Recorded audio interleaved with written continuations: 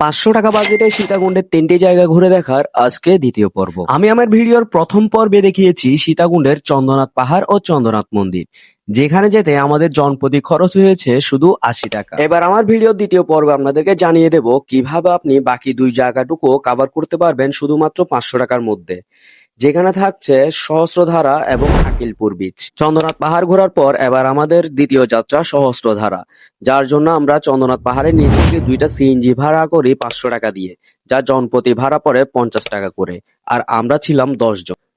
5 থেকে 10 জন মিলে যে কোনো জায়গায় গেলে আপনি কম খরচে ঘুরে আসতে পারবেন। অবশেষে সিএনজি ওয়ালা মামা আমাদেরকে নামিয়ে দেয় বোটানিক্যাল গার্ডেন ও ইকো পার্কের সামনে।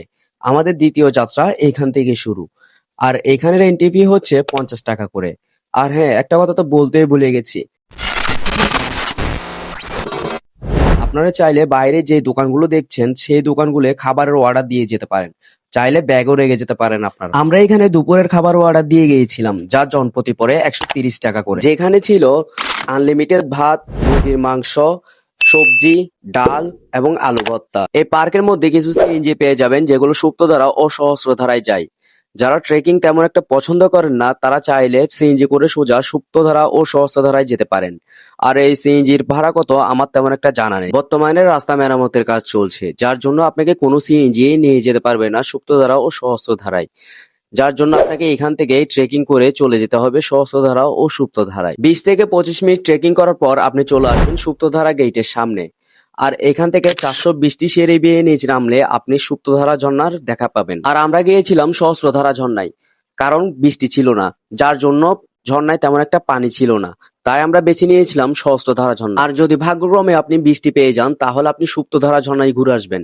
সহস্রধারা ঝর্ণা থেকে কিন্তু সুপ্তধারা ঝর্ণা অনেকটাই সুন্দর। ঘন্টাখানিক ট্রেকিং করার পর আমরা চলে আসি সহস্রধারা গেটের সামনে। আর এখান থেকে আমাদেরকে পাড়ি দিতে হবে 450টিরও বেশি সিঁড়ি বেয়ে আপনি ঠিকই নিচে নামতে পারবেন, কিন্তু উঠার সময় অনেকটাই কষ্ট হবে। অবশেষে আমরা চলে আসি সহস্রধারায়।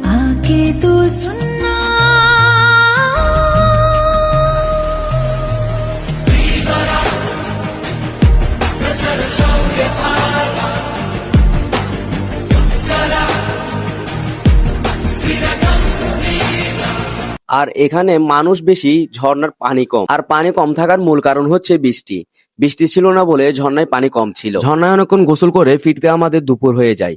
দুপুরের খাবারটা আমরা আগে থেকে অর্ডার দিয়ে গিয়েছিলাম, যার জন্য আমরা দুপুরের খাবারটা সেখান থেকে সেরে নিই। আর এখন পর্যন্ত আমাদের জনপ্রতি খরচ হয়েছে 310 টাকা। দুপুরের খাবার শেষ করে হাঁটতে হাঁটতে আমরা চলে আসি মেন রোডে। আপনি চাইলে সিএনজি করে আসতে পারেন এখানে। আমাদের তৃতীয় গন্তব্যটি হচ্ছে আকিলপুর বিচ, যার জন্য আমরা এখান থেকে একটা লোকাল বাস ঠিক করি, যার জনপ্রতি ভাড়া পড়ে 20 টাকা।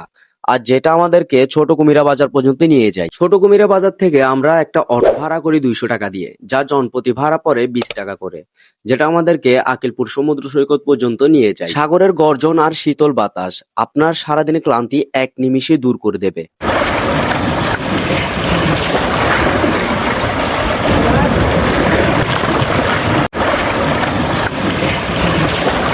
আর আকিলপুর সমুদ্র সৈকতটি আমার দেখা সবচেয়ে সুন্দর একটি সমুদ্র সৈকত। আর এই আকিলপুর সমুদ্র সৈকত পর্যন্ত আসতে আমাদের খরচ হয় 350 টাকা। আর আকিলপুর সমুদ্র সৈকত থেকে আমাদের বাসা পর্যন্ত আসতে আমাদের খরচ হয় জনপ্রতি 400 টাকা। আর বাকি 100 টাকা চলতি পথেই খরচ হয়। আপনি যদি চলতি পথে সিগারেট না ফুকেন, তাহলে আমাদের মতো 500 টাকা বাজেটে এই 3টি জায়গায় ঘুরে আসতে পারবেন। সবশেষে একটা কথা, ঘরে কি করেন, ঘুরতে বের হন মিয়া।